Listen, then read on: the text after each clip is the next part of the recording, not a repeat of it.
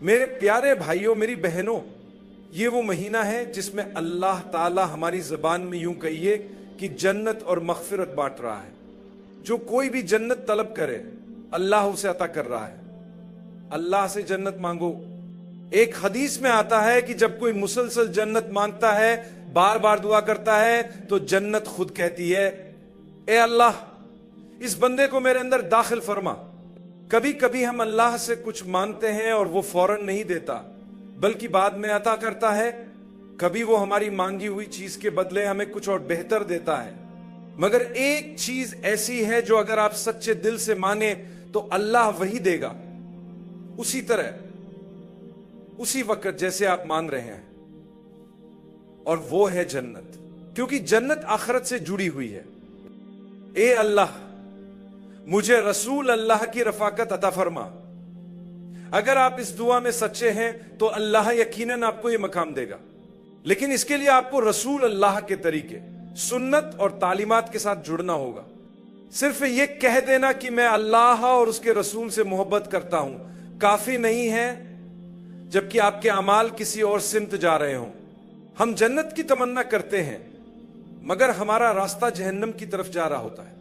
اب وقت ہے کہ اس سمت کو بدلا جائے، فوراً یو ٹرن لیا جائے، ورنہ وقت، محنت، توانائی اور مال سب ضائع ہو جائے گا اور ہم غلط سمت میں بڑھتے رہیں گے۔ یہ مہینہ اللہ کی ایک عظیم نعمت ہے۔ اس لمحے میں جہاں آپ بیٹھے ہیں ذرا سکون کو محسوس کریں۔ ہمیں آج کے کھانے کی فکر نہیں، کیوں؟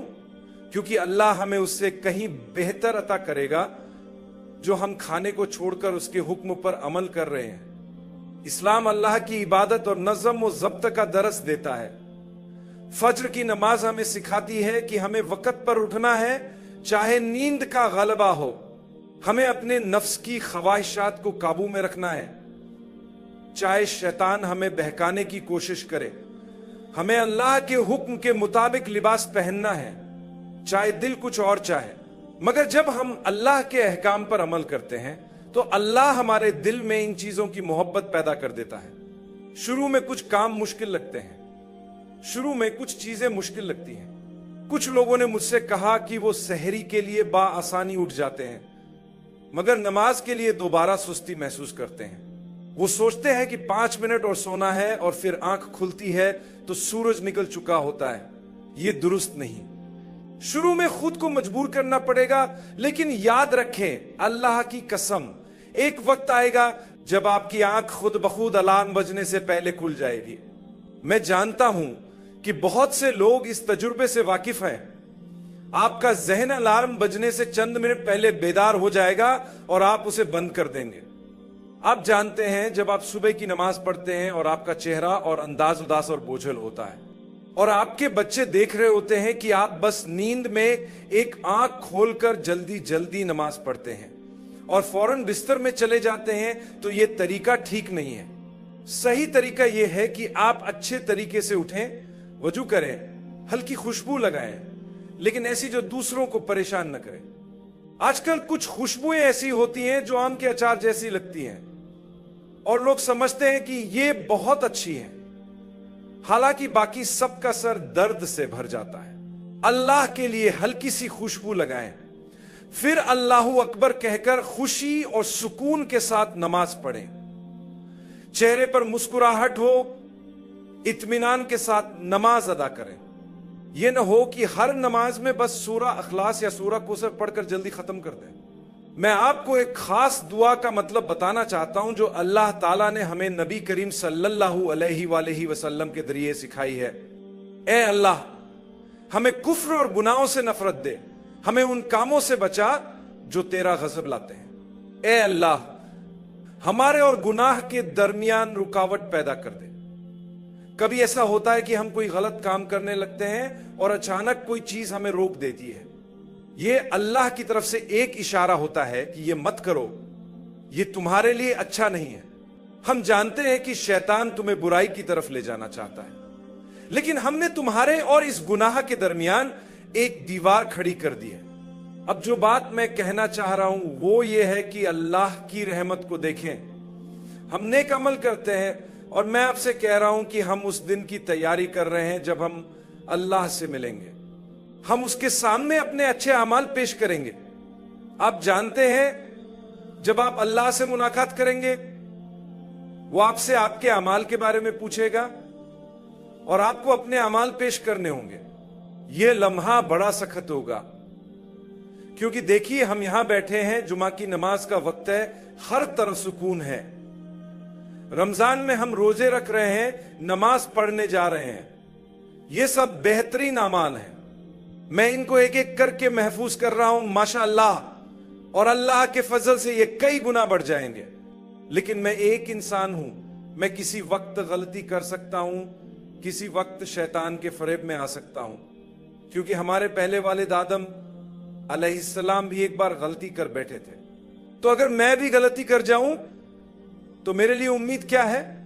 اللہ فرماتا ہے کہ ہم تمہارے نیک اعمال کو کبھی ضائع نہیں کریں گے، لیکن تمہارے گناہ ہم مٹا دیں گے۔ اگر انسان گناہ کر لے، اگر اس کی زندگی میں کبھی کبھار نیکی اور گناہ دونوں شامل ہو جائے، تو جب وہ اللہ سے معافی مانگتا ہے، اللہ اس کے گناہ مٹا دیتا ہے، لیکن اس کے اچھے اعمال کو نہیں مٹاتا۔ ہاں، ایک موقع ایسا ہے جب انسان کے نیک اعمال ضائع ہو سکتے ہیں، لیکن اس سے پہلے آئیے اللہ کی رحمت کو ذرا قریب سے دیکھیں۔ حدیث میں ہے کہ جو شخص رمضان کے روزے رکھے، اللہ سے اجر کی امید رکھتے ہوئے، مکمل یقین اور اخلاص کے ساتھ، اللہ تعالیٰ اس کے پچھلے سارے گناہ معاف کر دیتا ہے۔ یہ حدیث ہمارے لیے بہت بڑی خوشخبری ہے، لیکن حج کے متعلق بھی ایک حدیث ہے جس میں ہے کہ جو شخص حج کے دوران برے کاموں سے بچے، وہ حج کے بعد ایسے واپس لوٹے گا جیسے ماں کے پیٹ سے ابھی پیدا ہوا ہو۔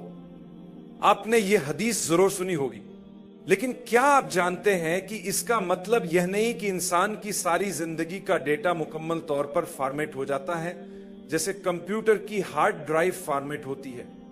نہیں، بلکہ یہ ایک منتخب فارمیٹنگ ہے جس میں گناہ مٹ جاتے ہیں لیکن نیکیاں باقی رہتی ہیں۔ جب ہم پیدا ہوتے ہیں تو نہ کوئی نیکی ہوتی ہے نہ برائی، لیکن جب ہم حج کر کے واپس آتے ہیں تو ہماری تمام برائیاں مٹا دی جاتی ہیں، مگر ہماری نیکیاں محفوظ رہتی ہیں۔ سبحان اللہ، یہ تو پیدا ہونے کے دن سے بھی بہتر حالت ہے۔ رمضان میں بھی یہی اصول لاگو ہوتا ہے۔ اللہ ہمیں معافی اور رحمت بالکل مفت دے رہا ہے۔ رمضان میں جہنم سے آزادی کا ایک خاص درجہ ہوتا ہے۔ جب آپ عبادت میں محنت کرتے ہیں اور ایک خاص مقام پر پہنچ جاتے ہیں تو اللہ آپ کا نام ان لوگوں میں لکھ دیتا ہے جو جہنم سے آزاد ہو چکے ہیں۔ آپ پھر بھی انسان ہیں، کبھی غلطی کر سکتے ہیں، لیکن ہمت نہ ہارے، امید نہ چھوڑیں۔ جب شیطان نے آدم علیہ السلام کو بہکایا اور وہ غلطی کر بیٹھے تو انہوں نے کیا کہا؟ انہوں نے اللہ سے بس ایک مرتبہ سچے دل سے کہا، اے اللہ، ہم نے اپنی جانوں پر ظلم ہی کیا، اگر تو ہمیں معاف نہ کرے اور ہم پر رحم نہ کرے تو ہم نقصان اٹھانے والوں میں سے ہو جائیں گے۔ اللہ فرماتا ہے ہم نے انہیں فوراً معاف کر دیا، بس اتنی سی بات، کیونکہ وہ دل سے سچے تھے۔ اگر آپ سچے دل سے اللہ سے معافی مانگیں تو کوئی بھی گناہ ہو اللہ اسے مٹا دے گا، یہی اللہ کی بے انتہا رحمت ہے۔ لیکن شیطان واپس آ کر آپ کے دل میں وسوسہ ڈالتا ہے، نہیں، اللہ اتنی آسانی سے کیسے معاف کر سکتا ہے، تم نے بہت برا کیا۔ اللہ فرماتا ہے تم مجھے ابھی تک نہیں جانتے، میری رحمت میرے غضب سے کہیں زیادہ بڑی ہے۔ آپ کے نیک اعمال اس وقت خطرے میں پڑ سکتے ہیں جب آپ کسی انسان کے ساتھ زیادتی کرتے ہیں۔ اگر آپ کسی کا حق مارتے ہیں تو آپ کے نیک اعمال کم ہو سکتے ہیں، کیونکہ ہو سکتا ہے کہ وہ آپ کو معاف نہ کرے۔ قیامت کے دن وہ آپ سے آپ کے نیک اعمال کا مطالبہ کرے گا اور پھر آپ کو انہیں دینا پڑے گا۔ یہ بدلہ اب روپے یا کسی اور کرنسی میں نہیں ہوگا، بلکہ آپ کے نیک اعمال کی صورت میں ہوگا۔ ہم دوسروں کے ساتھ ایسا برتاؤ نہ کریں کہ ہمارے روزے، نماز، زکوٰۃ اور نیک اعمال ضائع ہو جائیں۔ سوچیں، کسی ایسے شخص کو جسے آپ پسند نہیں کرتے، آپ اپنی نماز، حج، زکوٰۃ اور تلاوت قرآن مفت میں دے رہے ہیں۔